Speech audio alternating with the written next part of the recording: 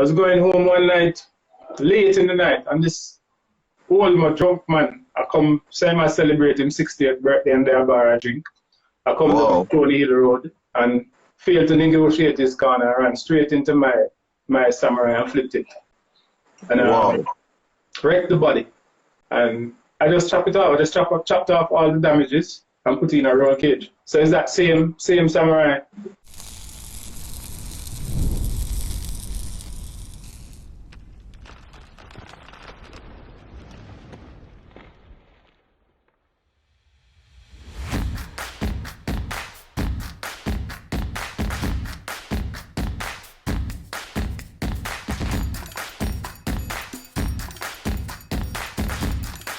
They have all the good stuff.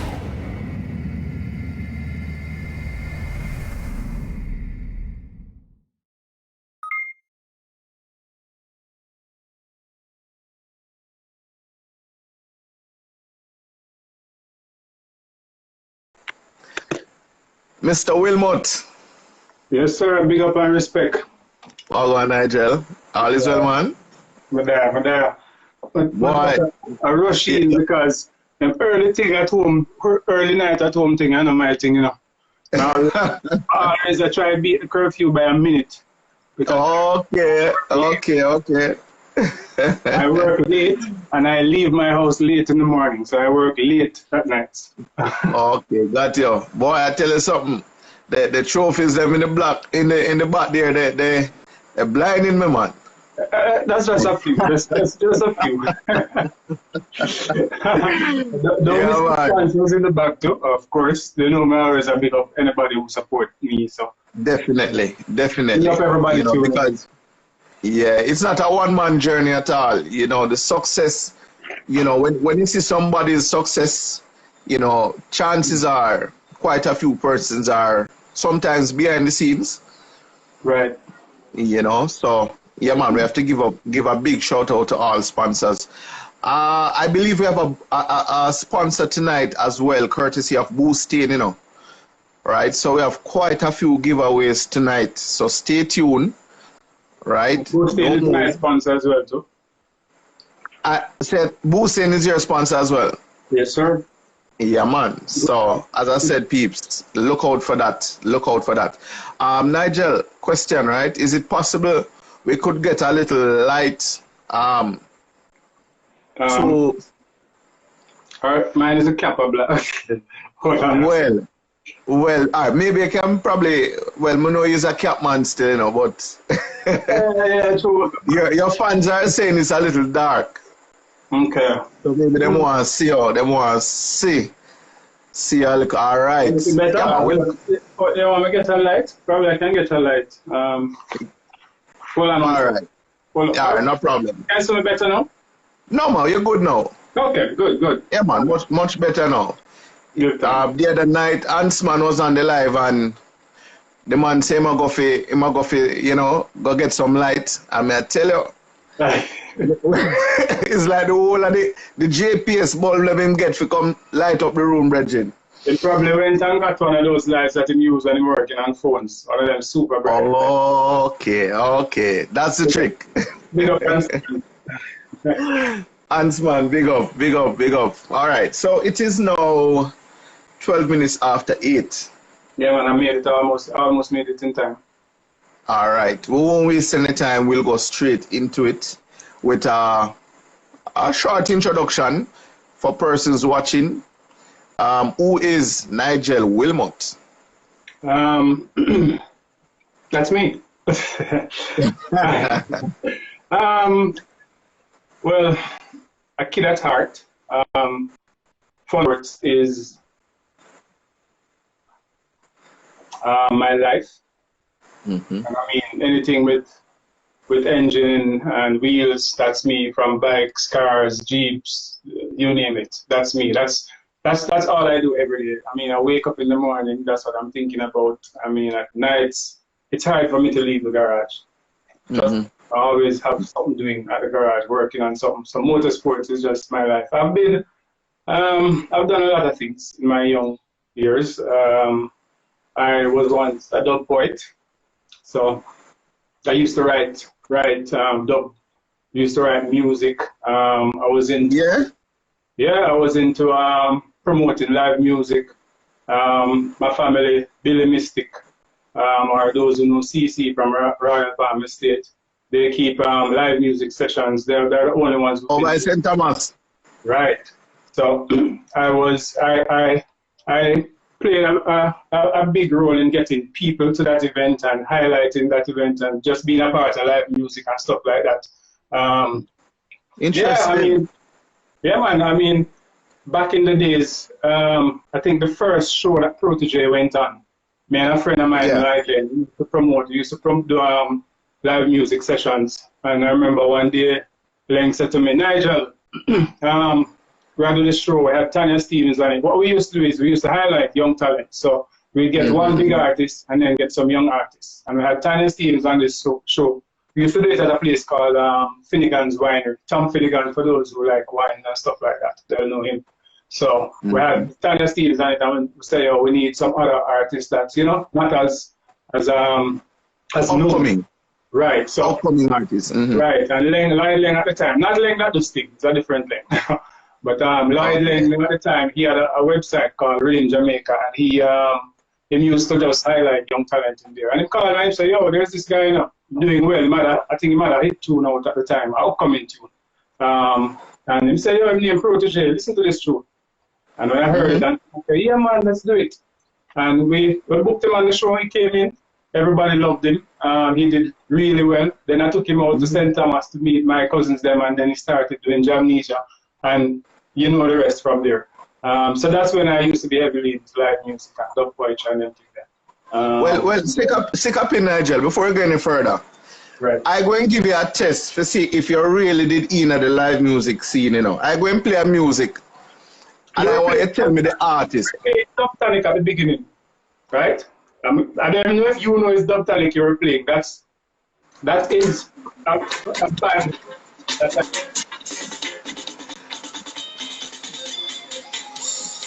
Yeah, man.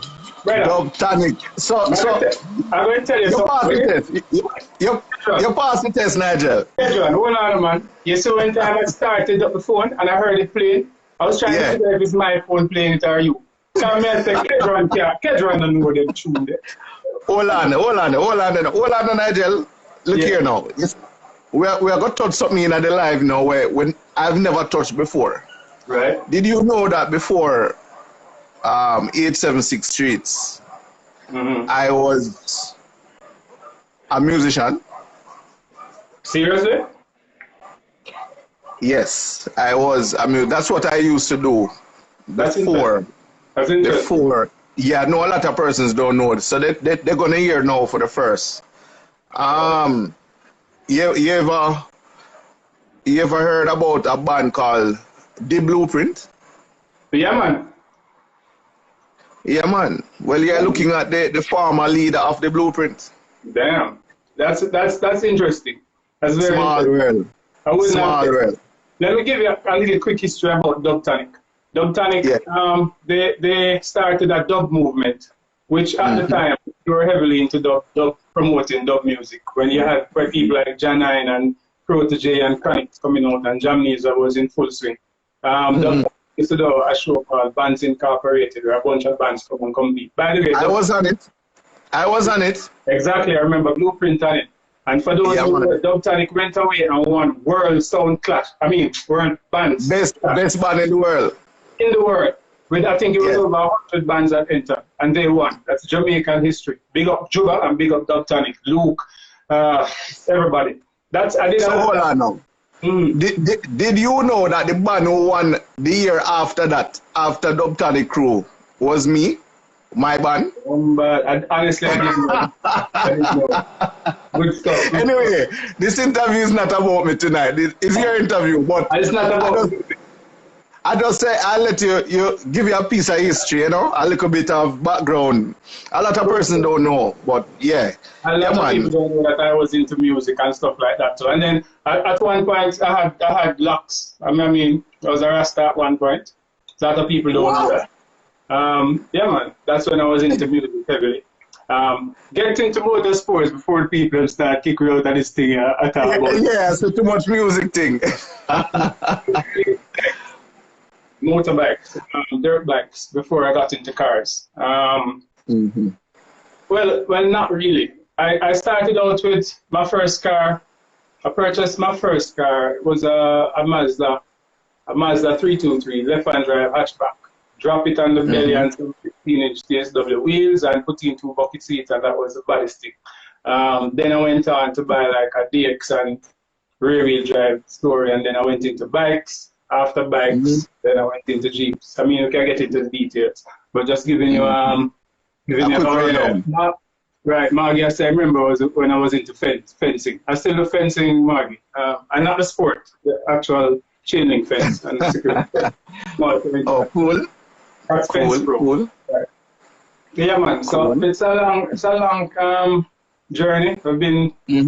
I mean, I get bored easily, so I always find different things to do. I mean, I don't get bored with motorsports. I just fiddle around with different aspects of motorsport. But, okay. Yeah. Well, I mean, I guess it's safe to say that you're a grease monkey then. I don't so much like the grease, to be honest with you. I like the fabrication and the modification aspect of it. So I don't enjoy like hardcore mechanic work. I don't go into engines. Okay. Trust me. For those who know, most of my race cars and everything are pure stock engines, bro. What I do is work with everything else. I lighten them, bone stock engine. When I run the Civic, is a bone stock. Bone stock H23. We just can buy one down at Alex, my sponsor. Big up Alex Import. Or every day, big up Lollipop, big up Kevin, big up the whole of them man there. Get an engine, we just drop it in and gone. Bone stock. So I don't like to mess with engines. I mean, I can do it, but it's not my thing. I just prefer to chop, cut, and rebuild.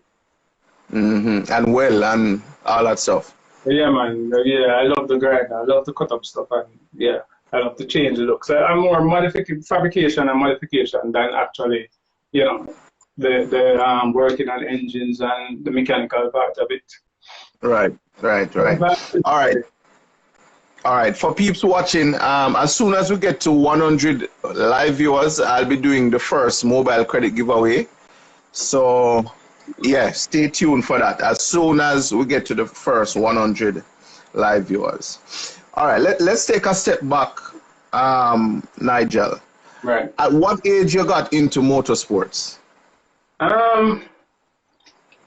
It was.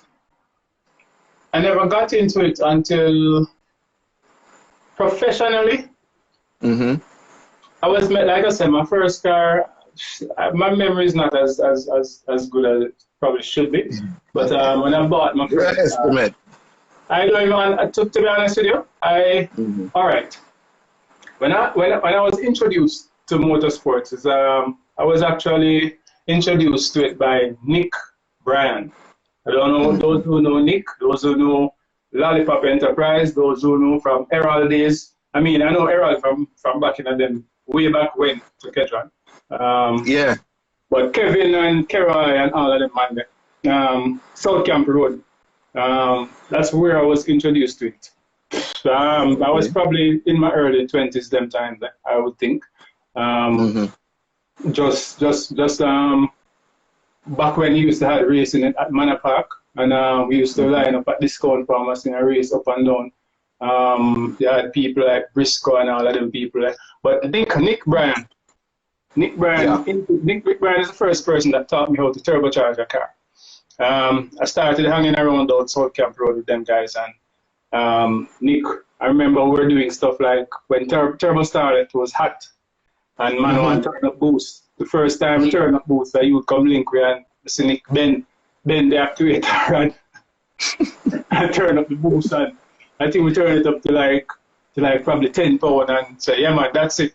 And I said, and I mean, after big up Nick showed me a lot, and I learned a lot hanging around Kevin and Carol and them guys down by South Camp Road. And you know the drama and the racing from down there, so Carpy and the whole of them there and Kevin and So that is where it started, and then I got Briscoe, Andre Williams. that's another fundamental person in my whole love for development and rear wheel drive. Those who don't know Briscoe, then trust me, you're young to motorsports. Briscoe had, at the time, he had an A86.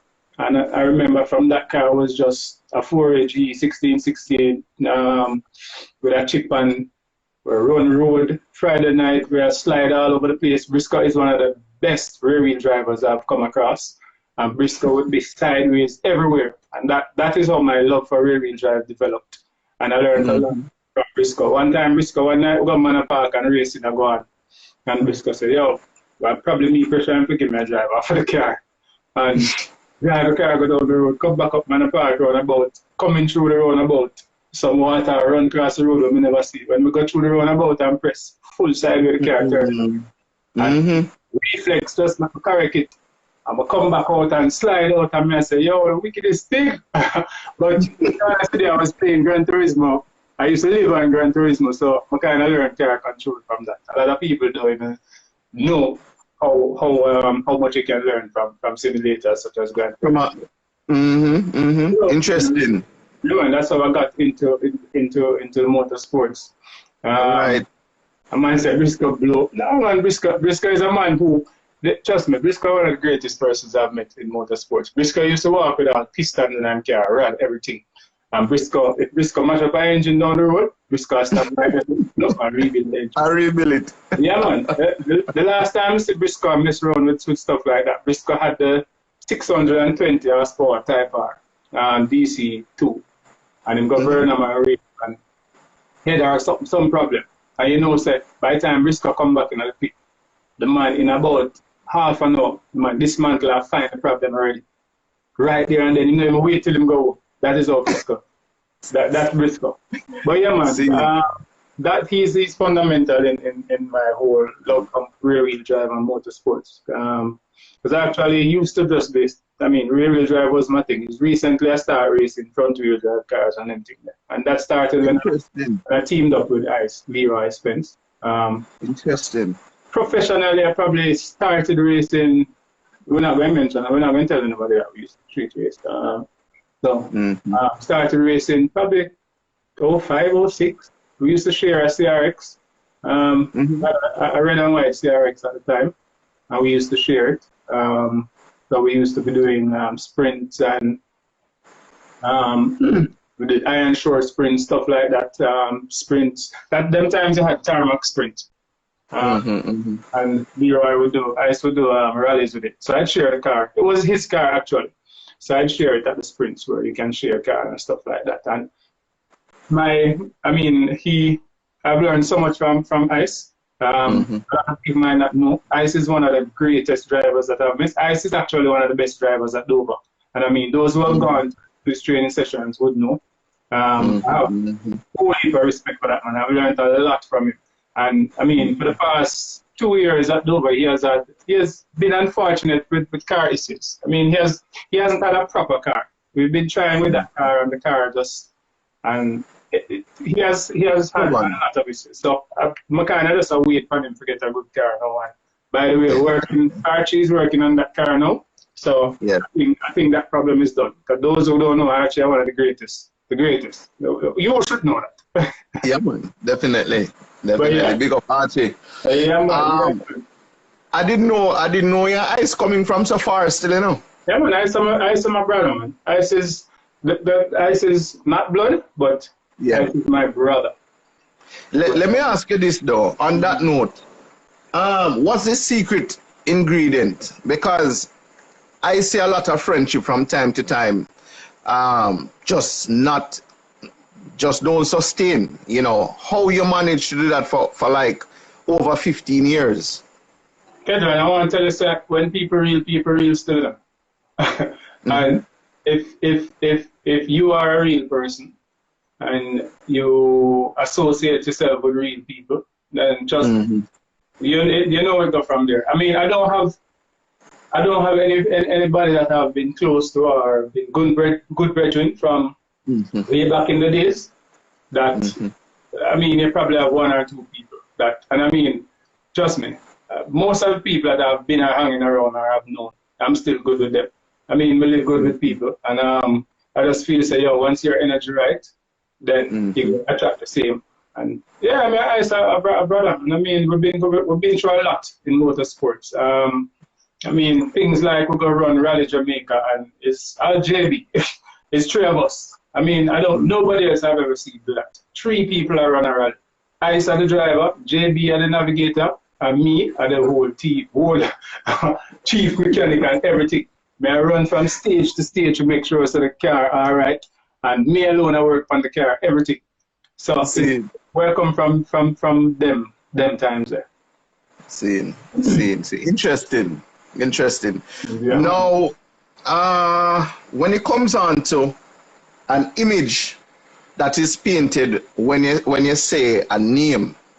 When I hear Will Motorsports, all I can think about are some turbocharged Suzuki Jeep, you know. Yeah. Right? That is what stands out. Yeah.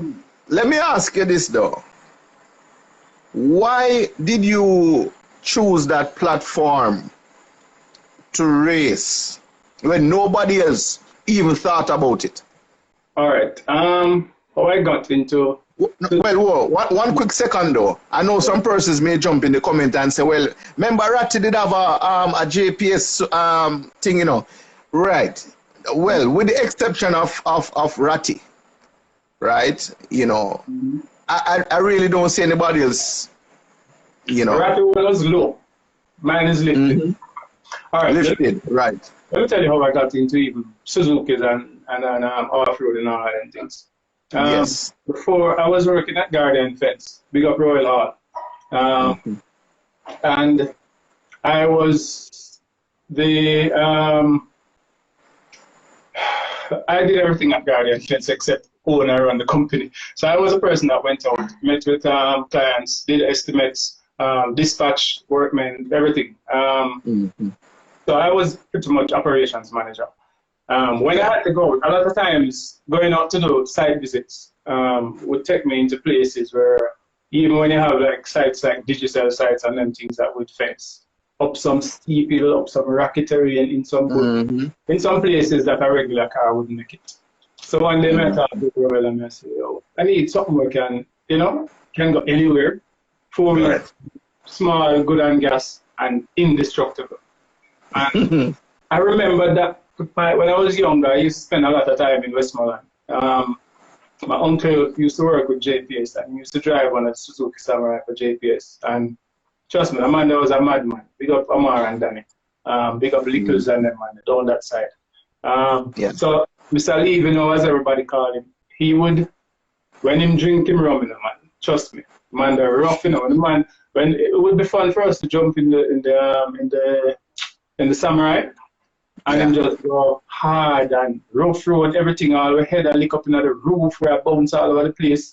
And I remember that I said, but then something they can't mash up. And this is how I said to my boss now, yo, we're gonna get a Suzuki Samurai. And I found a lady who was selling one. First owner from Stewart's, they had bought it in '96. And this was probably around 2003, 2004, somewhere thereabouts, or a little later, or 2005, 2006. They were upgraded to a Vitara, so that's the only reason they were selling this Samurai. And I bought that Suzuki Samurai, softer, clean, low mileage for $140,000, right? Wow. You know, nowadays, man, I sell them for 3, 4, 5 bills, but I don't be responsible for that. Anyway, I got that Samurai. And because I can't keep nothing normal, I can't keep nothing regular. Right, you have to modify it. Yeah, man, put on a little 2-inch lift kit, put on some off-road tire, then went a little higher. I was driving around with that without doors, without roof. Trust me. I started from there until that is how it all started. It all started with Suzuki's and stuff like that. Then I went into turbocharging and stuff like that. I specs tuned it and specs. I was the second car that specs tuned as a tuner.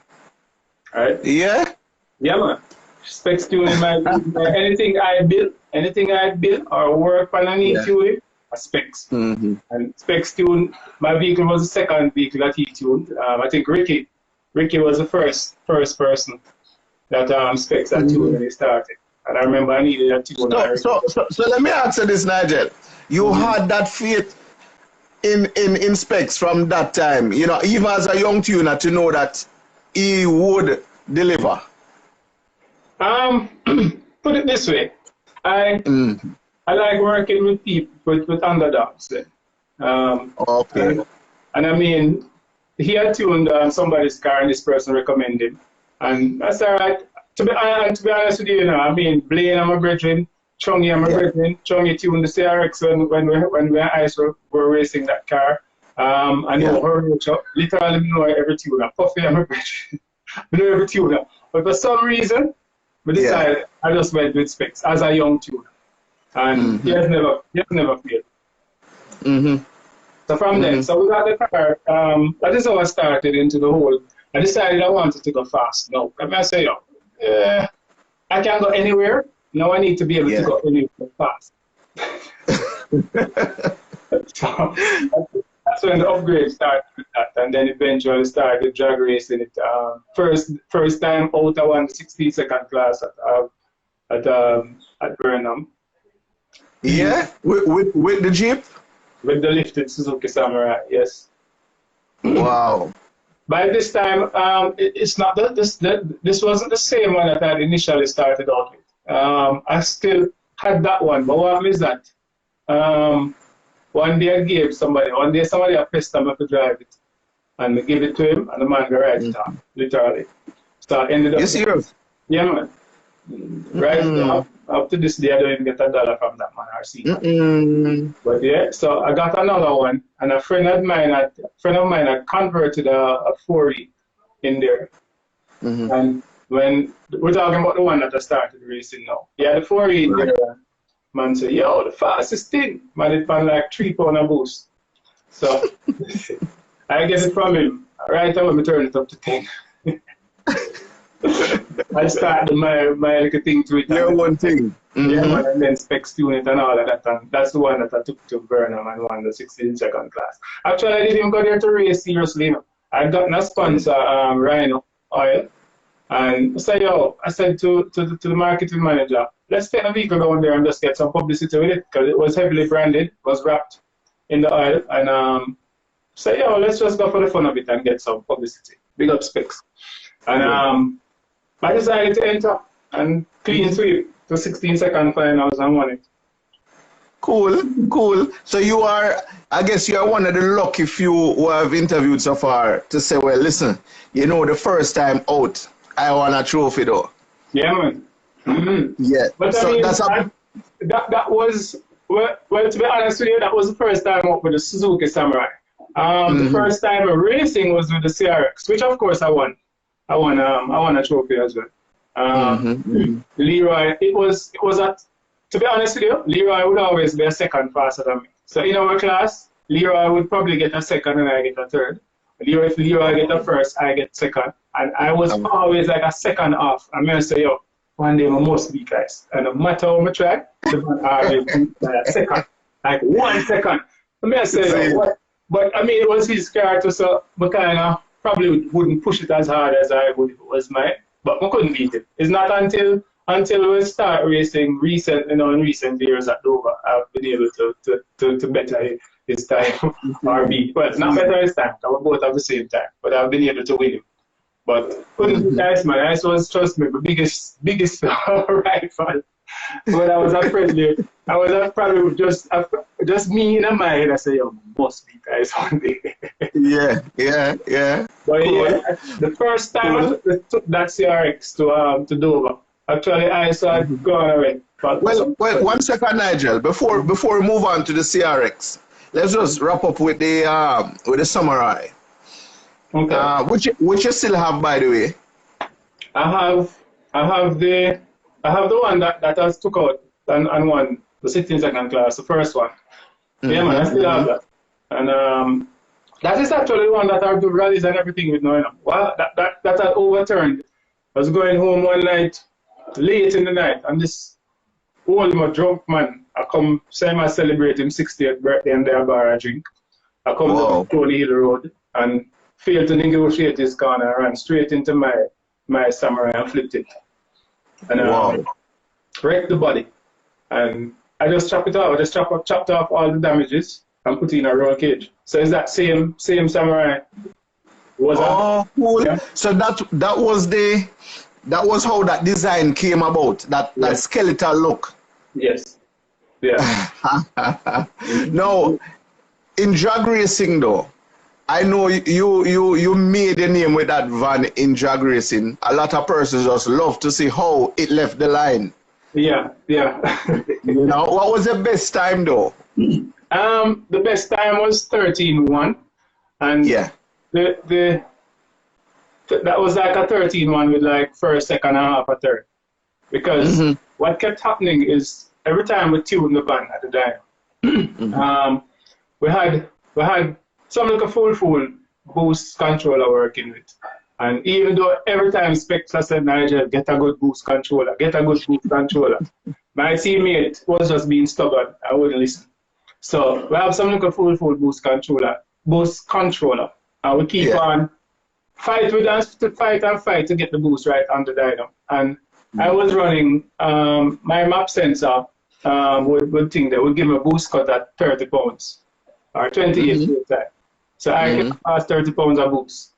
So we set 25 on the dyno, we tune at 25, everything good. Every time I go to the track and run, by the time I shift to third, it boosts, it spike to 30 and give me a boost cut. So either the load on the track, the load on the dyno, not thing there, not the same as what I'm getting at the track. So as much as we had the boost set rewards at the dyno, when we go to the track, go first, second, halfway, and a third, boost cut. So my best time was 13-1. My 60 foot was like 1.6, which is good. But get to even shift. By the time I reach halfway in third, bam, boost cut. And every time it's just the test or on the road. Okay. Spec said the controller never good at all. Spec's know the story with that whole thing, but well, I know you rallied the Samurai as well, but did you do circuit with it? I've done everything, Keshan. Seriously? I've done Doha with the Samurai? Yes, man. Yes. Wow. I've done Doha with it. What was the best part with the... I ran the streetcar class with it. Okay. I really, to be honest with you, I did it for the fun. It was not, most of the times I raced that Samurai, it was not really to be competitive. It was just for the fun of it. It's something totally different. And I just did it right. So even when I went Dover, I just say, I bring the same way, off-road tire, everything. I entered the streetcar class, and that year, there were only 2 cars in the streetcar class. So what they did is they decided, all right, there's only 2 of you. It don't make sense to run a race with 2 cars. So we're going to put you at the back of one of the IP races, behind the race cars. Now, the other car didn't have a roll cage because my van have a legal cage. The other car couldn't. So them said, just run at the back with those cars. At the front. But I ran with those cars, I'm going to tell you, Kedron, on 6 inches of left, complete mud tires. When I started that race, the car was at the back of the pack. I had him a few, probably 50 to 100 feet for probably about 3 or 4 laps. And the man, I mean, I say, hey, hold on, suppose we really have race tires or something like this. So hold on, so the car that qualified for that class, you had him off for 3 laps? No, man, not the car that qualified. The car at the back of the pack. This is race cars we're talking about. This IP class. See it. So I'm at the back of the IP class, and I'm saying the last 2 cars at the back of that pack, me with my 6-inch lift and mud tire, was right behind them for a couple of laps, and them couldn't leave me. So that was just fun. You're not easy at all. You're not easy at all. Let's take a quick jump over to rally now. How was that for you? Again, for me, that was just big up Andrew King and the King family. Andrew had a Benz G-Wagon that he had put a V8 in and roll cage and thing. And Andrew kept saying to me, "Yo, Nigel, put a cage in the van and maybe we run rally. We'll just run at the back to have some fun." Andrew kept pestering me to put a cage in the vehicle. That was before it was cage. So after I had it caged now, after the accident, I decided to make a run rally and just sell the Benz, which me vex. Because the man who are in the vehicle before do this the whole time end up selling the vehicle. So now me decided to make a rally. And really just for the fun of it again, I went on 35-inch mud tires, full lift kit, everything. So that was just a fun thing for me and something different. I think we started about 2014 or thereabouts. Literally, them times I don't miss event in Kedron. Like anywhere you have a sprint or a rally, anything, I am there. So I have all events from probably 2014, 15, 16 coming up. Rallies and stuff. I was the navigator. Trust me, the bravest man that, because if you sit in a Samurai, when you and somebody else sitting in a Samurai, as a matter of fact, I'm sat in the passenger seat less than 5 times of a Samurai. And you could never drive fast with me that, because I feel clustered. So nothing. I don't know. I sit down on that and we go through some corners, sideways, and we slide and we go up on 2 wheels and all of them things there in rally. And so tell me something. Without roof and much enclosure, how you manage when you went through like the water stages? I'll share something with you. Do you know that our vehicle that was wide open had less dirt, had less water coming in than the vehicles that were enclosed? Because really? Yeah, man. Whoever good with physics and everything, they can probably explain it. Because it's open, the air, nothing gets trapped inside. So I can't explain it to you. But for example, Bassi and Devman, they can tell you, if you have holes in your rally car, in there are going to be coated with dirt.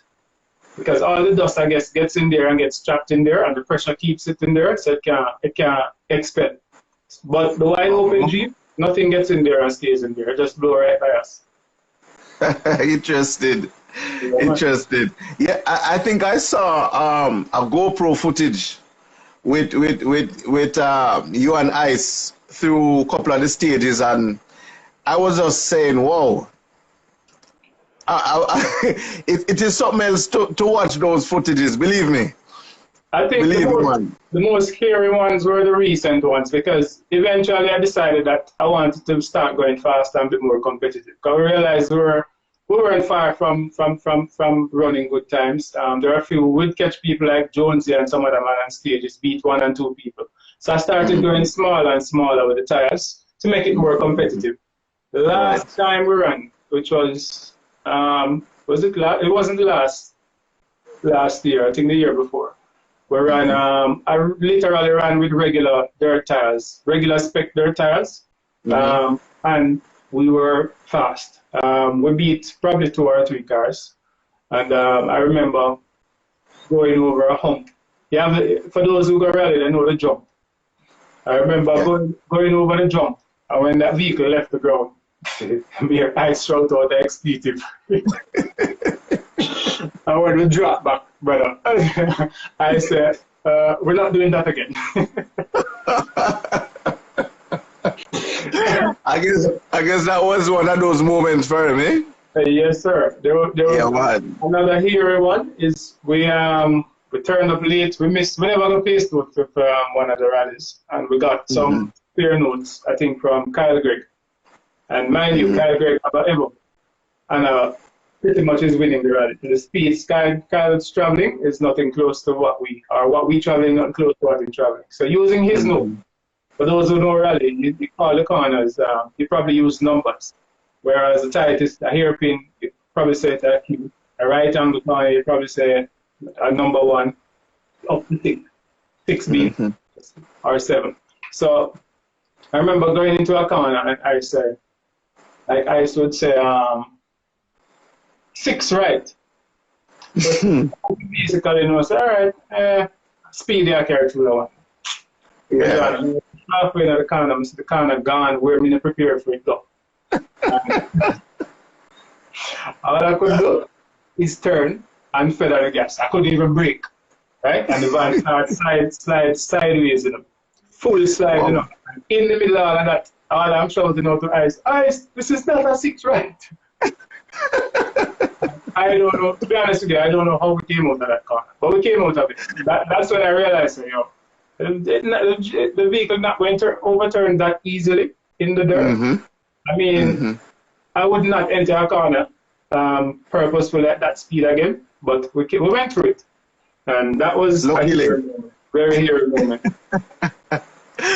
Oh boy, we're moving fast in the interest of time. So let us talk a little bit about, you do off-roading as well. Remind me of the name. It's off-roading on the farm or something like that? All right. Yes, Troy Bernard, big up Troy, approached me and said, yo, he had kept a couple of dirt sprints at that farm. I'm like, yo, we have the farm down there, not doing anything with it. Let's do an off-roading down there. And that's how I came up with off-roading on the farm. So I had partnered with Troy on that one. That was, for those who know, that was just like complete redneck kind of fun in dirt and mud, climbing over things and going through water and swamp and them things. Yeah. I mean, I you know, unfortunately for me, I've never been able to catch one of them, but I do watch the videos. Big up Mad Marsh for covering the event. And it seemed pretty fun. You know, yeah, it definitely seemed like a lot of fun. Even the last one, I didn't even compete in the last one. My girlfriend was the one driving the white Jeep.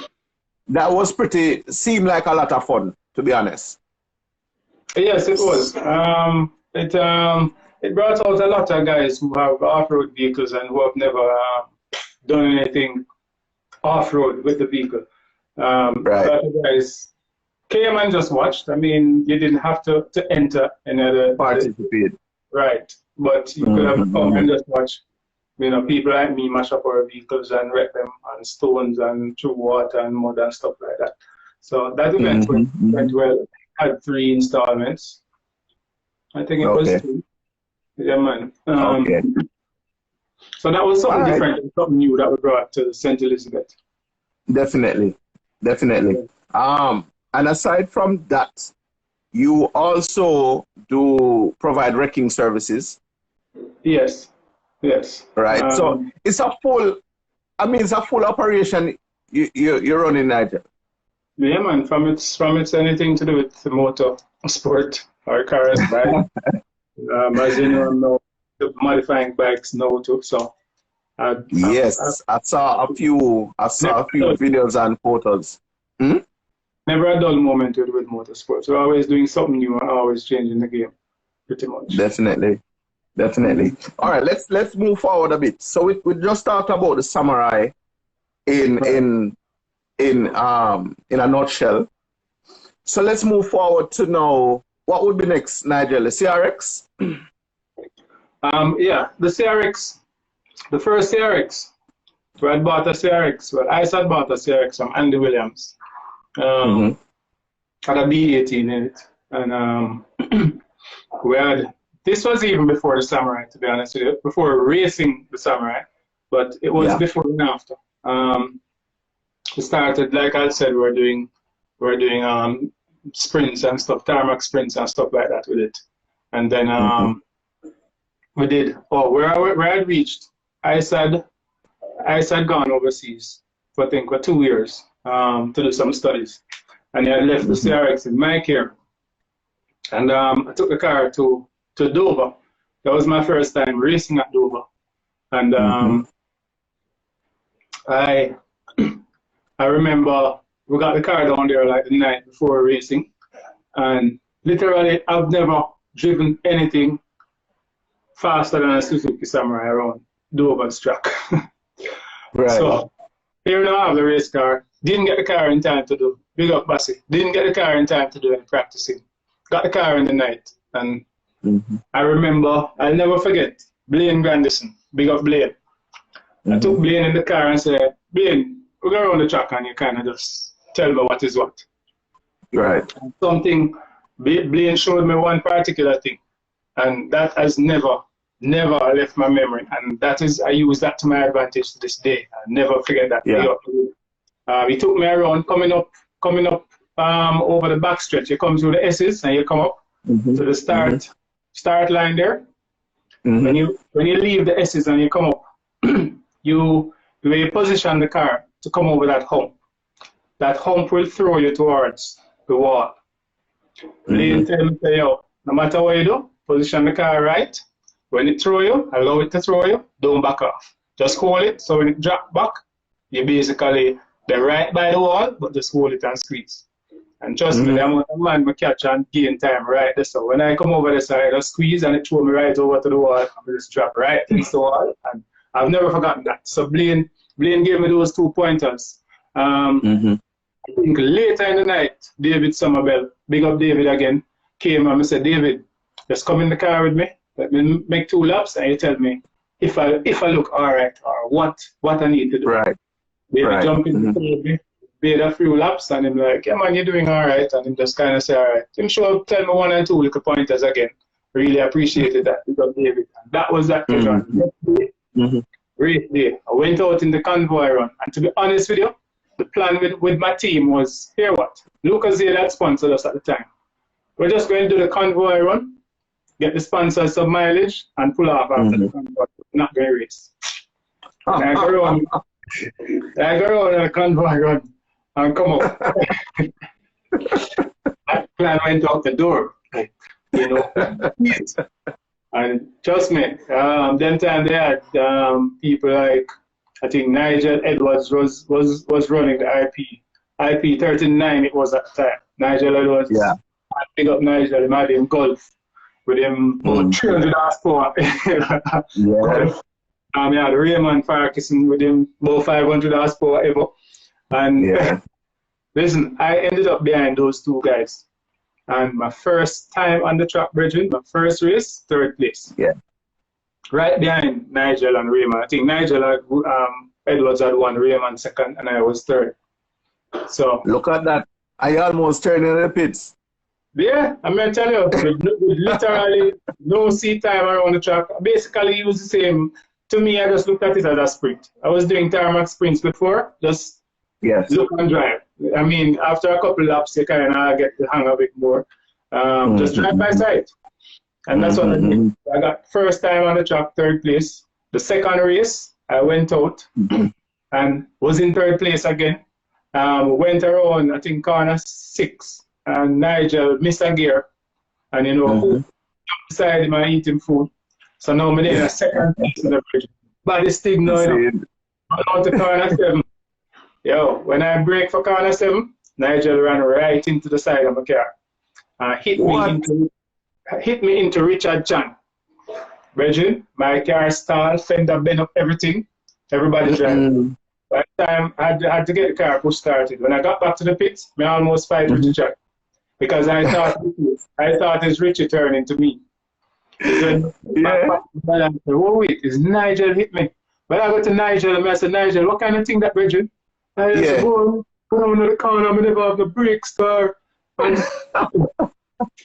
vexing a brother, because I'm 2nd place that I lose up on, you know, and I didn't think that been up and that we ended the day there.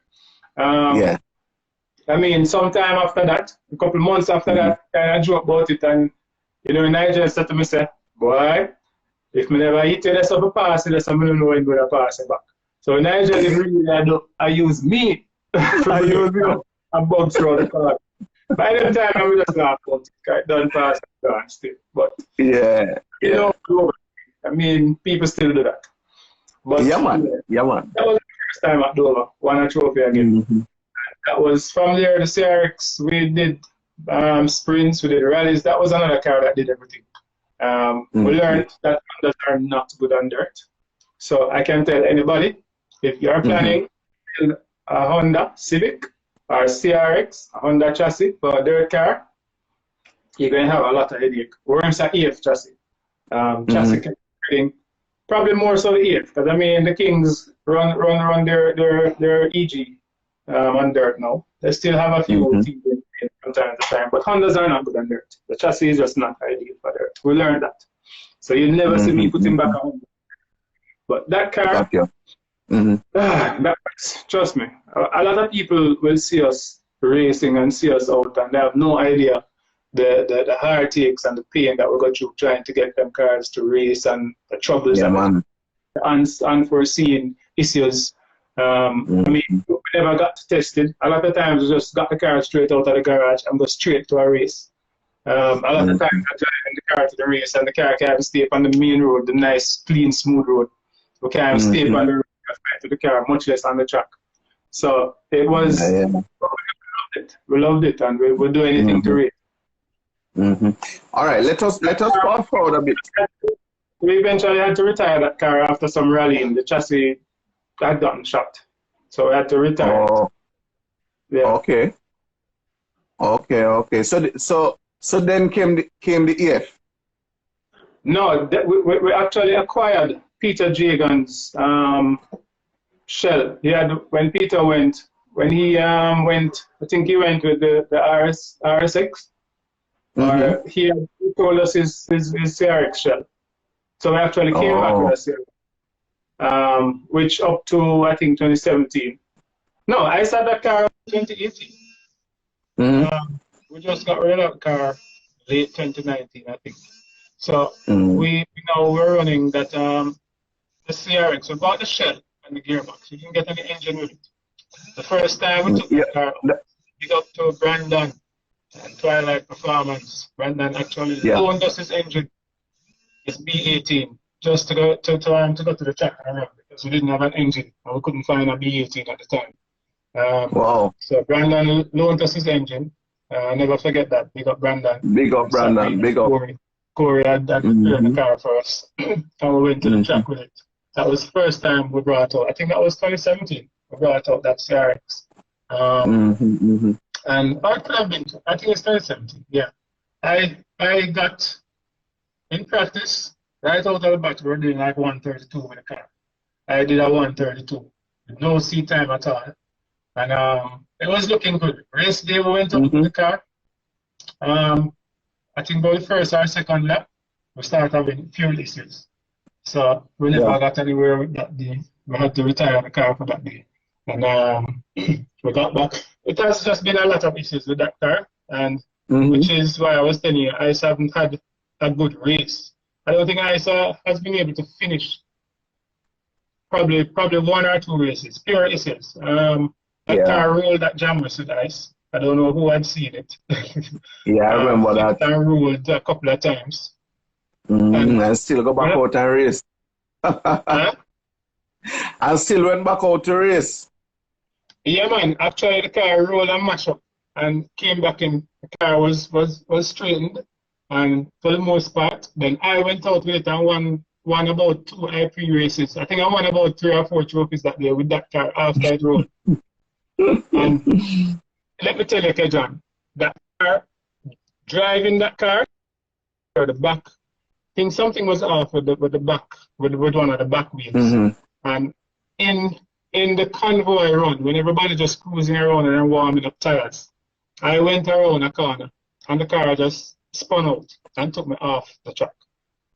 I couldn't even understand how that happened, which is the same thing that had happened to the ICE. The car, when you made a right turn, the car would just snap right and spin out. And after I ran off in that convoy run, I got back on, got back in the pace, and I literally won 2 IP races with it. Can't make the right turn hard with the car though. And that was a very dramatic day. For those who saw that crash, it was nobody could have believed that the car could have come back out. No, sir.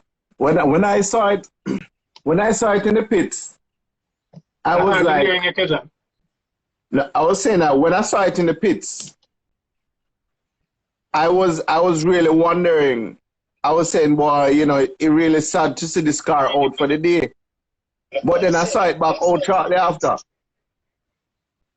I was really. Sorry, Nigel. I didn't hear you just now, man. I don't know why you sound so low. All right. Let me cut your live and bring you back on. Maybe Okay. that's the problem. Yeah.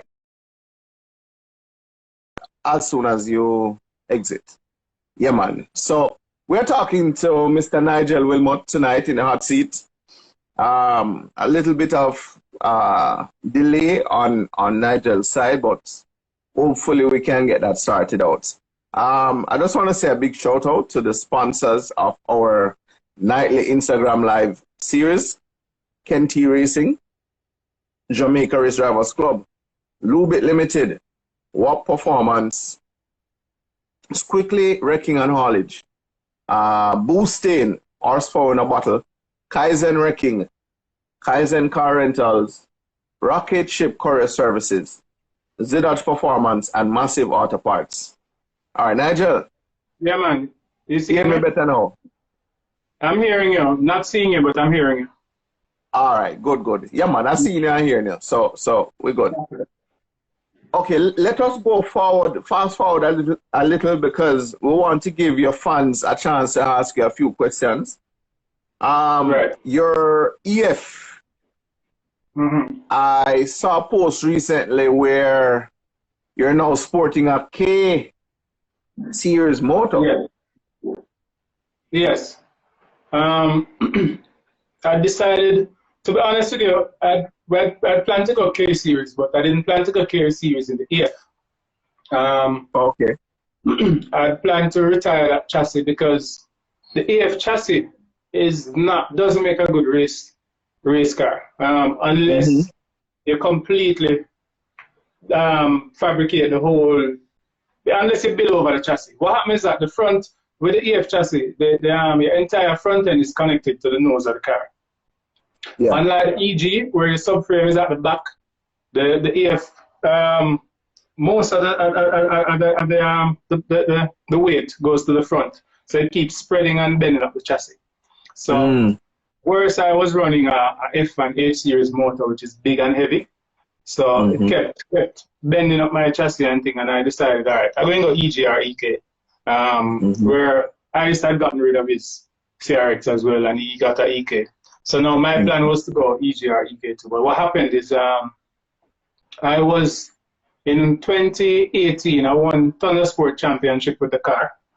And 2019 now, I was leading the Thundersport 1 Championship again. And coming to the last meet for the year, I had damaged my engine and gearbox. I couldn't find back a gearbox for that engine. I mean, I could find engine, couldn't find gearbox, couldn't find parts for it. And I had, thanks to Alex, my sponsor again, I had a K series engine that I was saving for the new chassis.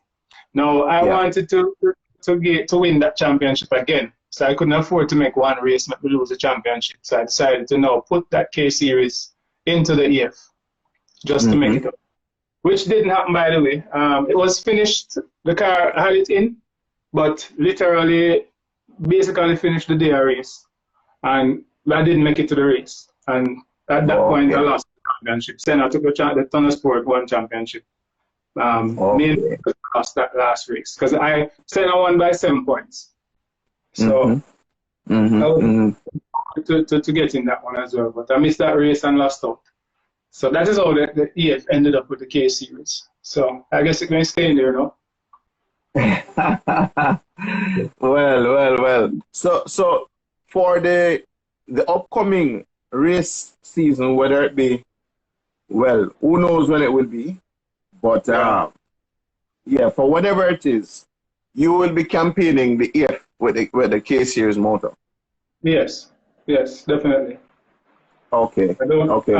I'm not sure what class I'll be running as yet. Because to be honest with you, Kedron, I mean, where I'm at now is I'm building the car how I want the car, how I enjoy the car, not for a class. Because as you know, rules at Dover change constantly and people trying to figure where them fit. And so I'm just building how I want to build it, how I want to do with it, what kind of engine. Whatever class it fall in, that's where it falls. I mean, for 2017 and 2018, the amount of trophies that I've won at Dover, there's nobody else that I've taken home as many trophies as I have between 2017 and 2018. For each race meet, I leave prize giving with 5 to 8 trophies every prize giving.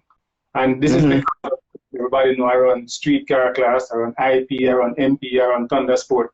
So I'm the only person, as the center catching up now. I'm the only person that runs like all 12 races for the day. I mean, those who have been to Dover will see every race, you see my car. So no, but you know, I remember one. I'm not sure if it's a CMRC meet, but it was at Jamwes, and every single race you were on the track. Yeah, man. And Nigel, how you do it? How is that even possible? How you do it? I don't think it's possible. To be honest with you, a lot of times, sometimes I just lie down and think they're dehydrated, tired half the time, because I'm also one of the persons who work on my cars too. So I'll be up working on the car probably even the whole night before a race. I'm not one of them people that will arrive and drive. So when I get to race day, I am tired, dehydrated, and I'm still out there every race. But that's what I build a car for. I build a car for race. And I really just enjoy going out there and race. And that's one of the reasons I run a stock engine. I'll bang on that for the whole day. And if every second or third race meet to give out, then so be it. But I go there to race and have fun. And I mean, Kedron, I've had a lot of, and probably that's why I'm at the point where I'm at now. I've done so much that, I mean, at this point, I'm just about taking it easy now. And I'll be honest with you, a lot of the organizers and people behind the scenes don't make it easy for people like me who put out such effort. I'll tell you, I go out and race every race. And I remember I'm at Dover, and I come out of the street car, the RX-7. At the end of the race, literally park it, step out, step into the race car, go into the pit. When I reach the pit, I'm stopped and said, "Oh, the pit is closed. You have to start from the pit lane." I'm like, "How can the pit be closed? I literally came out of a race and just came right here." "Oh, well, the time is gone and you can't." While cars are being gridded, you know. And I say, "All right, put me at the back of the grid then, because you haven't finished gridding the cars." No, I have to start from the pit lane. And trust me, I was so upset to see brother come here and say, "I'm out here in every race. And you, I literally never wasted no time. However, your timing system set up. You go and tell me I leave a race and come back into the pit lane and I am late." Anyway, a man said to me, "Boy, no, you're not going to go out there." I turned to him, Kedron, and say, "I'm going to stop racing." The man looked official. Man said, "No, stop racing, stop race." And we start at the back of start from the pit lane. That is after all the cars pass a drive out. The next race schedule is a Thunder Sport race. Guess who out there? About 2 Radical and 1 other car. Them come looking for Nigel. "Why Nigel? Come on, come on." So it's convenient to pick up numbers. But when I mean,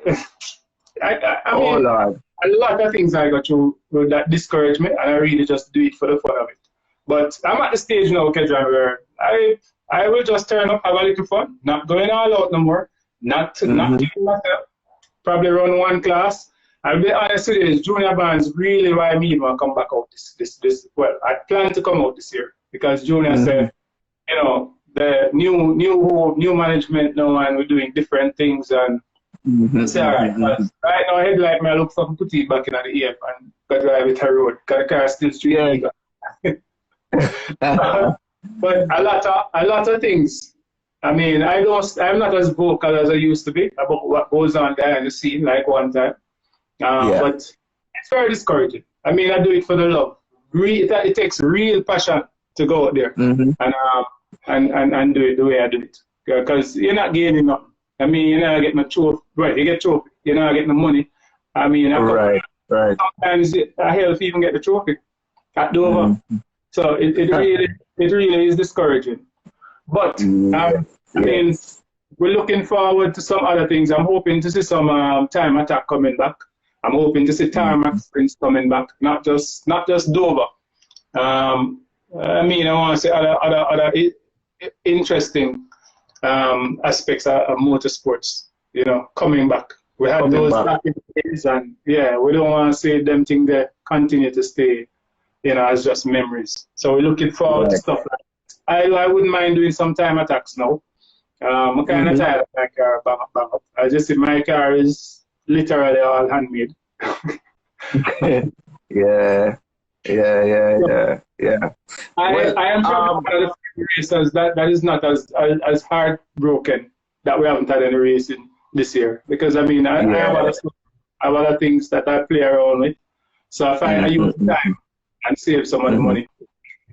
I understand. All right, before we go any further, let me just do this mobile credit giveaway courtesy of Buy Sell Jamaica. So it's a $200 digital credit. So for peeps watching, you can get your phones, your digital phone out, and the only thing I ask is for the winner to declare themselves. That's all, right? Yeah, so just let us know if you want the credit. So here's the number. Here are the numbers.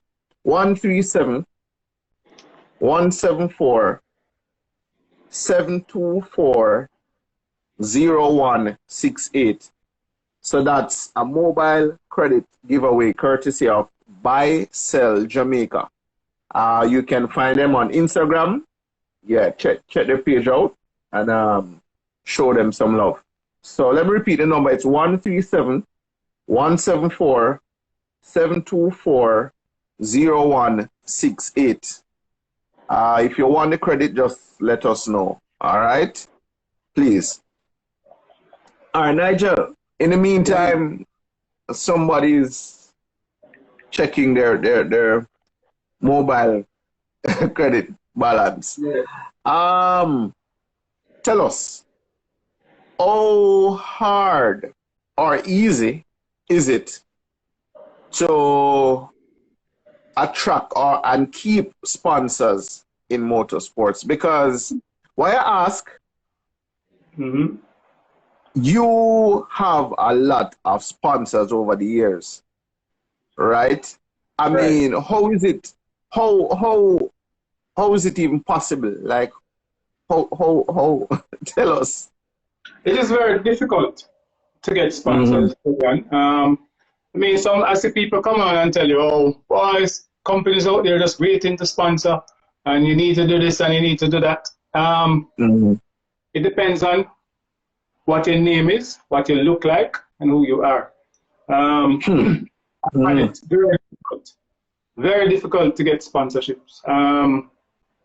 I'll share something with you. Effect has sent out over 100 proposals this year. Do you hear how much of it? Over 100 proposals. I have not received a positive reply from one. And I'm not talking about some little fool proposals. I'm talking about properly done proposals that were by people who know what a proposal is supposed to be like. And I've even been instructed to talk to Stephen Gunter and get some advice from him, have him look at it, have him check. Stephen has looked at the proposal and given me a few pointers, but it was properly done, and not that it's lacking anything. It's just that people are not eager to sponsor motorsports. If you're doing Paris and anything, you get a dime a dozen. But for motorsports, it's difficult. There's a lot of hard work. People see me with sponsors and think, I've had people link me and say, yo, help me get some sponsors now. And it's not that easy. And the ones that I've had, I'm really grateful for. I mean, Maxis has been with me for many years now, from the get-go. And I really believe to Maxis. I mean, there's no other tire for me. And I've worked with them. And actually, I didn't even ask Maxis for sponsorship initially. They worked out deals with me because I was always buying off-road tires, and I just started promoting the brand. And at one point just said to me, Nigel, you do more for us than we do for you. Here, let us do something for you. And that's how the sponsorship partnership started with Maxis. Spiderweb Shade Brigade, they also reached out to me and decided to work with me based on what they've seen me do. There have been people like, I mean, I've tried to get Lifespan Water to sponsor me, send them so much request, so much proposal, and then just ignore it. Even when I tell them, listen, I don't want water, I don't have more money, them ignore it. There's so many companies. I've had Lucas Aid sponsor me back in the days, and I mean, I've been trying to get that back. All I'm asking for is some Lucas Aid and marketing manager. They're just not interested. And a lot of times, you're not friends with the marketing manager. Yeah. you're probably yes. I'll tell you straight. It has to do with what your name is and who you associate with and what you look like. A lot of that, it has a lot to do with that. And people don't want to hear that, but that is the truth. So, like I said, send out 100 sponsorship, nothing. Still sending out proposals and trying to get more sponsors because, I mean, I had people like Top One Oil, big up to Top One Oil. They sponsored me for about 2 years, and we had a very good relationship. They have just decided to scale down on their spending and focus on some other stuff. So that sponsorship, we didn't renew the contract for this year, but it was nothing that went bitter or thought they weren't getting the mileage or anything like that. Right. So, I mean, Alex sponsors me still. Alex also sponsors Colin Daly. They're very good people too. I appreciate that. And I mean, it's for somebody like me who does everything. I mean, I'm the only person that you can sponsor, Kedron, that will be at a car show with a fleet of vehicles, that will be at with 2 or 3 vehicles, will be at Dover with 2 or 3 vehicles, will be at Raleigh, everywhere, and the vehicles are also on the road.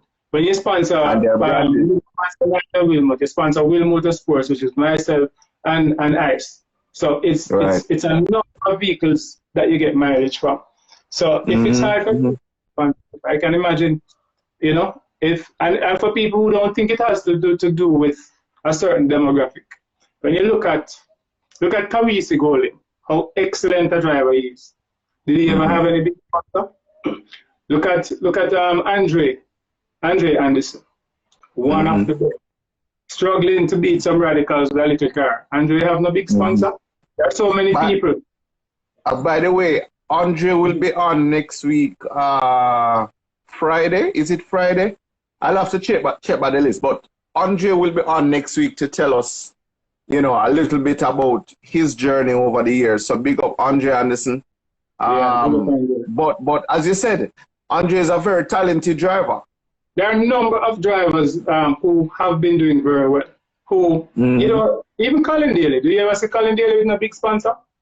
There's so many drivers. So may I tell you straight, that's how Jamaica is set up, Bridget. If you're not, if you don't look and you don't name, that is how it is, and that's the hard truth. I mean, I remember one time I used to be pretty vocal about stuff like that, and people didn't like it. I remember one time a very big name in motorsport, Bridget, just because I spoke the truth.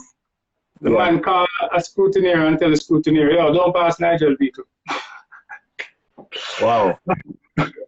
Wow. Well, you know what, Nigel? You know, everybody has a different story. And, you know, we welcome the good and we welcome the bad. I mean, you know, it's a different experience now, listening to a different kind of experience, which is your experience, right? You know, for persons getting into motorsports, you know, it is not a bed of roses. It is fun. We love it. Yeah. But it is not a bed of roses, you know. And the people behind you don't make it encouraging for you. I was bent on building motorsports, right? That was my thing, building motorsports, until I realized that there are a lot of people who don't want motorsports to go any further than it is. let me ask you this, Nigel. For persons, for companies, corporate Jamaica now, right? What do you think is the reason why we can't get their attention? I think it's our culture. Motorsports is really, I think music and reggae gets our attention as a people. Motorsports is a few. And we're not, even those of us who are involved aren't as passionate as we make believe, or make it seem. I'll tell you this. In any aspect of motorsports, I've seen where I'm into dirt bikes. Kyle Reynolds he has a dirt bike business. I race it. Big up Kyle. Kyle will put on an event and say, yo, we're having a race at the track this weekend. Then you have Kyle's friends, my friends, be like, yeah, we're not going to track here, man. We're going to hills. Some man going to hills. Some man, yeah, we're not going this. Right? And it's not supported. Same thing with racing. Race I keep, car show I keep. Some man I say, yo, may I go this up, may I go this up. So we're very divided. When you look in the States, if you have a bike rollout, hundreds of bikes. You have a car link up, hundreds of cars. They are passionate about motorsports. We here do the bike generally, and we're not very passionate about it. It's not a part of our culture like that. So you really just have a few enthusiasts. So those who aren't involved in motorsports are not attracted by it. They think, oh, it's a waste of time and a waste of money, and that is why the powers that be will not entertain or make it easier. You remember when you used to have rallying in the streets and them things that can't have that no more. New Kingston and all over. Right. You don't have that anymore. And I mean, it's the people that can make the difference are not interested. And then you also have people involved in it. Like, I'll tell you straight, it's a JMMC, they police motorsports. And JMMC are not interested in the growth of motorsports. I've gotten so much fight from JMMC and see them do so much foolishness. You know, when I'm going to share something with you, Kedran. The other day when we had this COVID thing, I see somebody post a video that was supposed to be funny, right? And it was a police officer out by the airport pretending that him reprimanding some people parking somewhere. Right. And then here the man said, boy, I miss people parking and whatever and doing my job. Right. You know what the man saying? It miss people breaking the law. So I'm actually enjoy. Instead of wanting to have perfect peace and everybody abide by the law, it's like I seeing the wrong. This is how JMMC is. They're not. They govern motorsports and they police motorsports, but they enjoy prosecuting and finding problems and shutting down this, and they don't want to see the growth of it. And they are. I don't think we need JMMC in motorsports. I'll be totally honest with you. And they give a lot of fight. They give us a lot of fight. And it's people that you would think want to see motorsports grow, fight it. And if you look at go-kart, they ever say anybody promote go-kart or try to build go-kart? But when you go out there, families see out there racing and they're perfectly happy. That is the same thing with racing on a whole. So while people like me who was bent on building the sport, I was going nowhere. So it just come a point where I just do it for the fun now. And I mean, I've had my fill of it, to be honest with you. So motorsports, I mean, racing, Dover and them things is not like a must do for me anymore. I'll do it if I feel like. I'll do it if the car is ready. But I find other things to I mean, drag racing is pretty much getting the attention now. Why? Because people are doing it. People want to see it grow. I mean, why can't circuit racing and other stuff get that kind of support? You know? So I mean, I'm not trying to discourage people coming into the sport, but don't think you can come and make these changes and decide, say, you know what, I'm going to. I've seen my version James Ince is one of the people who came into this thing out of the love of it. I started working with JRDC out of the love of it to make a difference. And at the end of the day, nobody don't appreciate that in the picture. At the end of the day, people are waiting for bash it. See James, you don't see James heavily involved anymore. Right now, you don't see Ice heavily involved anymore. And you have people on the sidelines and them try and find all kind of problems. They're not seeing the what you're doing. They're not seeing the sacrifices that you're making to build the sport. But they're just waiting to tear you down and fight you down. And then there are people in it who are not trying to make it grow. So you're fighting against a brick wall. There's a lot of things that happen. It's not a bed of roses. It's not all hype and race cars and girls and hype and have the passion for it to get involved in it. Drag racing is easy. There's not as much politics and them things in drag racing. You turn up with anything, and you just go and you go. And I mean, I try not to. I'm not as vocal about things as I used to be back in the day on Facebook and that thing. I just laugh now and just do it for the fun of it. So if you're coming into this thing, do it for fun and for the love of it. All right. It is now 9:32, which means we're going to give persons a chance to ask you a few questions before we wrap up. Right. But in the meantime, the questions are coming in. I'll allow you to, do any big ups or shout outs. Yeah. Big up 876 Streets, first of all. Big up Kedra. Big up, bro. Yeah, man, big up. You're always looking out for Will Motorsports. Yeah, I mean, we go way back. Way back. For real. I mean, I love the group. I love what you're doing. You can see that it's genuine passion. So big up big up Maxis, big up Boosting. I mean, horsepower in a bottle. I mean, it's if you can't afford race gas, you get the same thing for quarter of the price. And I mean, specs tune a lot of cars running Boosting. It is actually horsepower in a bottle. I mean, I'll put Boosting in my stock engine, stock basic, not even with a high compression, nothing. I'm getting 3 horsepower without even tuning. So, big up Boosting, big up Alex Import, big up Fairtrade Auto, big up S Works, Matthew helped me put in the K20 in the car. And Matthew come and spend a night. We do it in a one night. Literally all night. Matthew's a big up Matthew. Yeah, man, big up Matthew. Big up Archie. Archie helping out with Ice Car now, and amazing fabricator, amazing engine, all around person.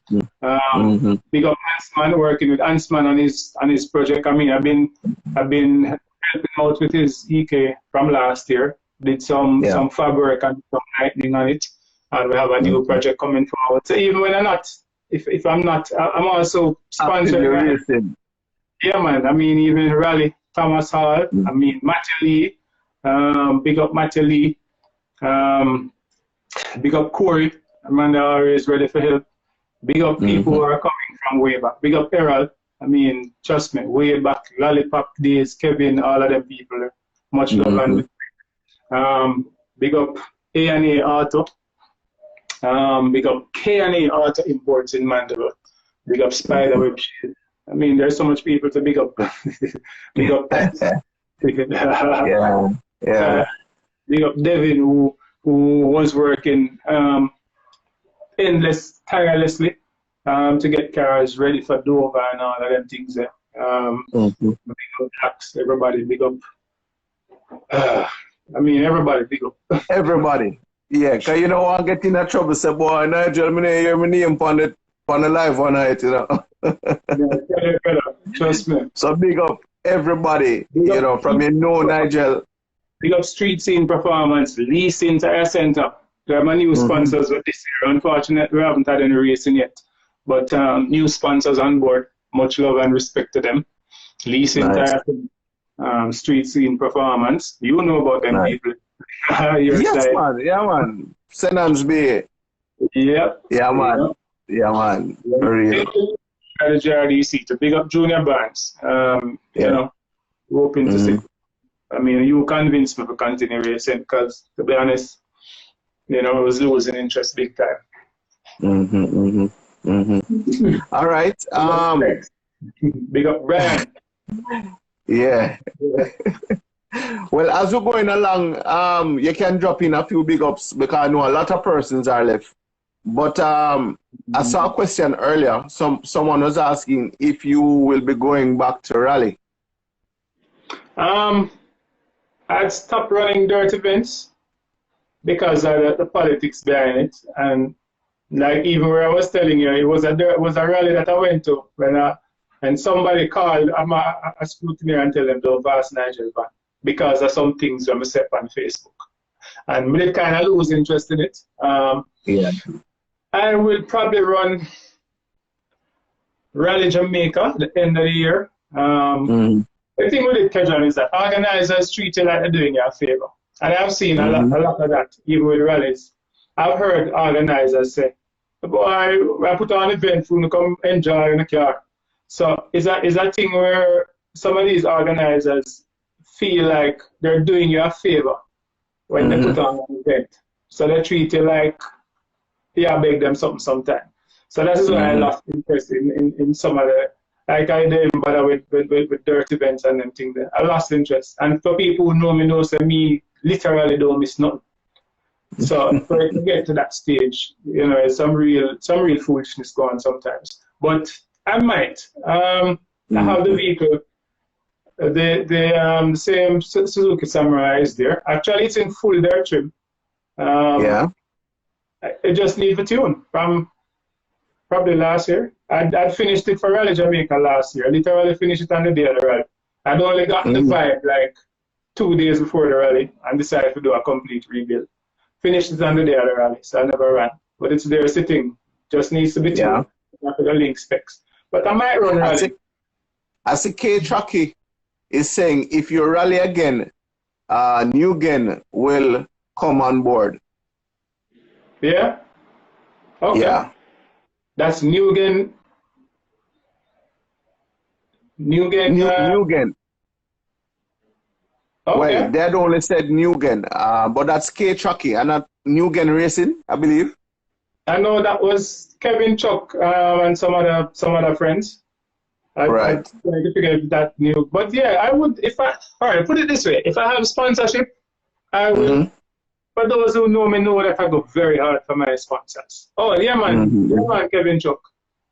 Big up. If I have sponsors, I'll run. A lot of times, I really only do it for the sponsors in the bridge. Yeah. So if I have sponsorship, I will run. The vehicle is there. From the other day, I keep thinking I go pick it up and give it some attention. One tune, probably just run through the electronics because it's been sitting for how long. I will drive race it though, because it's the same vehicle. So another thing, you know, I had actually acquired Daryl King. Big up my friend Daryl King who passed away. Again, big up the King family. I acquired his Toyota Starlet that he used to rally, and I have that shell, and I've been meaning to bring it back in memory of him with the same library, everything. And that shell is still sitting there, but because I lost interest, big up Yonkich. Because I lost interest, that shell I haven't made any moves. But all right, new again. I'll definitely look into doing some rallies so we can talk about that. So yes. Again says I will do rallies this year or next year. Right, cool. Timbo Almota is asking, are you going to come drag with us? Come and have fun too? I'm always drag racing. It's either the Dover car. By the way, the Dover car won 30-second class at the very last event that was held at Vernam in full Dover trim. So I took it to Jam West, and I had some electrical issues. But I'm actually, I raced last Jam West. I sponsored a car. I sponsored Bam Bam car, and I towed it down, and I really just couldn't go back for my car. So that's why I didn't run the last time. I just carried on that car. But I do drag race. But I will be bringing back the Jeep though. The Samurai rather. I'll be bringing that back. So, All right. but yeah, man, I'll be at the next drag racing event. All Either right, with the cool. EF or the Samurai. Or the Samurai. All right. Someone is asking, how hard is it for a young racer coming into circuit racing? It is very easy, actually. You can contact, well, contact Leroy Spence Ice, and his number is 876-838-9947. He does the training that will get you to start. And you don't need a race car to start. You don't need a fast car to start.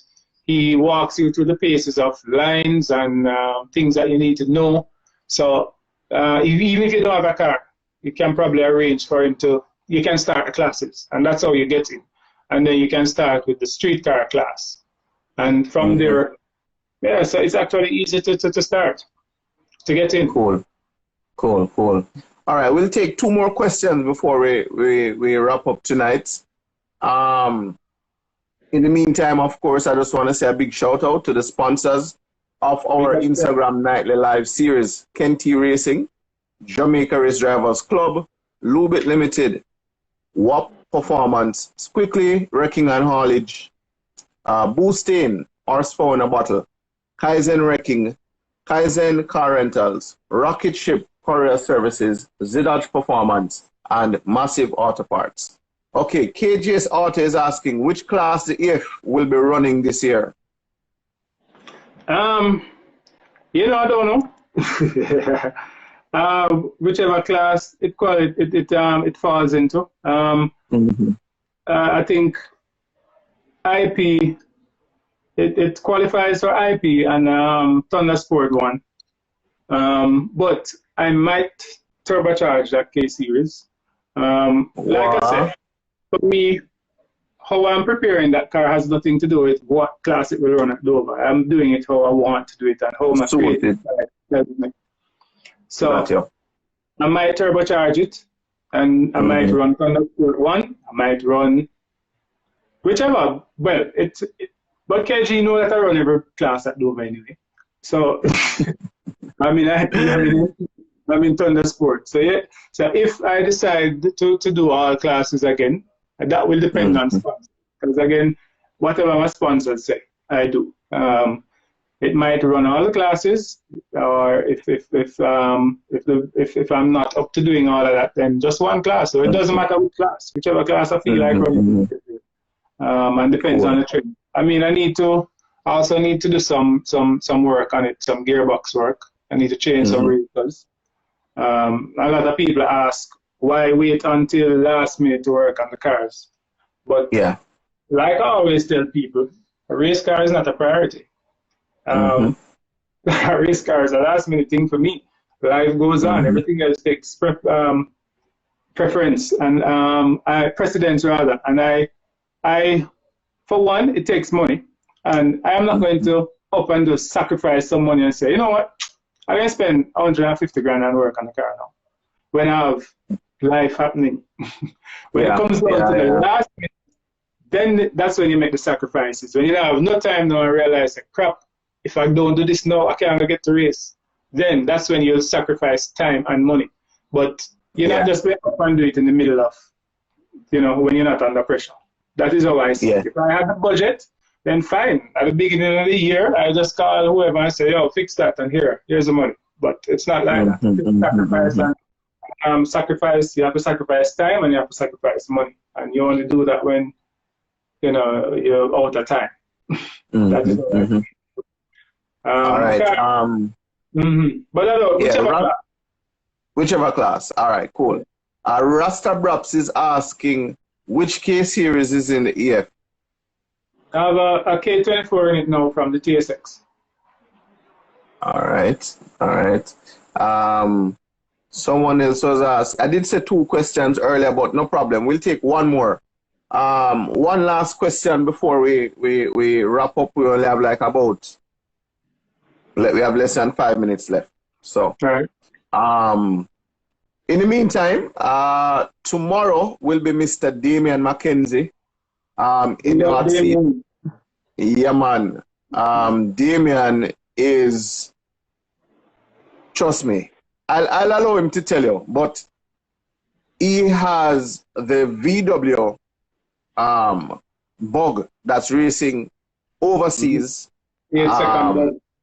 8 second bug. So trust me, you don't want to miss it. Tomorrow, 8:05 sharp. All right, Ricardo Scott is asking if it is stock. Yeah, man. That Ricardo is supposed to know so all of my engine them stock, man. Run stock engine and a lighting car. Hold on, look at Nigel. Before we go, I normally give a grid, you know. All right, Junior Bonds, help me with the grid. Oh, but then Nigel is saying not sure which class you're gonna run. Just choose a class. I'm gonna run all the class then, brother. All right, give us some IP names for the grid in the comments. IP 32. All right, so that sounds like Ricardo Scott. That sounds like Ricardo Scott. Ricardo is IP, right? Yes. All right. Peeps in the comments, I need at least 3 more names for the grid before we go. All right. Juju876 is saying, big up Nigel. Big up my boss. Big up Juju. Good yo. Big up every time, my brother. Yeah, man. All right. Somebody, Astra is saying Xavier Murray. Junior Bond is saying Tommy Gore. I need one more name, at least one more name for the grid. All right. And for the grid now, I just want you to arrange it, Nigel, from first to whichever place is last. What are the names? And ice. All right, so ice. What are the names? All right, so it's Nigel Wilmot, Ice, Ricardo Scott, Corey Walters, Tommy Gore, and which other name? Xavier Murray. Okay. Nigel Wilmot, Ice, Xavier, Ricardo Scott, Corey, and Tommy Gore. Corey, Tommy. And Demar Lee. Matthew says Demar Lee. Demar Lee don't run IP2. Okay. Okay, so let's work with those 6. Yeah, man. I gave you. You want me to give it again? Yeah, man. From first to last place. Nigel Wilmot, Leroy Spence, Xavier Murray, Ricardo Scott, Corey, Tommy. Hold on. My make Ricardo Scott come at town and come drape you up, you know, Nigel. Or you put Ricardo down a foot. Kedron, my time in that car is 1 minute and 31 seconds. Ice's time is 1 minute and 31 seconds in his CRX. Ice has not finished. I've probably won a race at Dover in that car because of my pure issues. But his time is 1:31. I think I have the fastest time at Dover in an EF Civic. I could be wrong. Somebody can correct me, but I have not. I've been checking. I have not seen an EF Civic do a faster time than 1:31 at Dover. So I think I have that fastest time. Lord have mercy. So you say Ice are gonna beat Ricardo then? Yeah, man. If Ice car is running well, he will beat. Ice have a 1 minute and 31 in a stock B16 CRX. Why? Because when Ricardo had film live, you know, Ricardo said him gonna deal with Ice case if him show out. So, trouble there. You guys take Ice light, you know. Ice have been having issues with this car. Ice has not finished a race with a good car for the whole probably 2 years. Have you seen Ice start at the back and pass probably almost half of the field and then him car fail? You guys haven't seen that quite a few times. I'll tell you this. Ice's time in a 160 horsepower Honda CRX with a stock motor, 160 horsepower, is 1 minute and 31 seconds. Figure that out.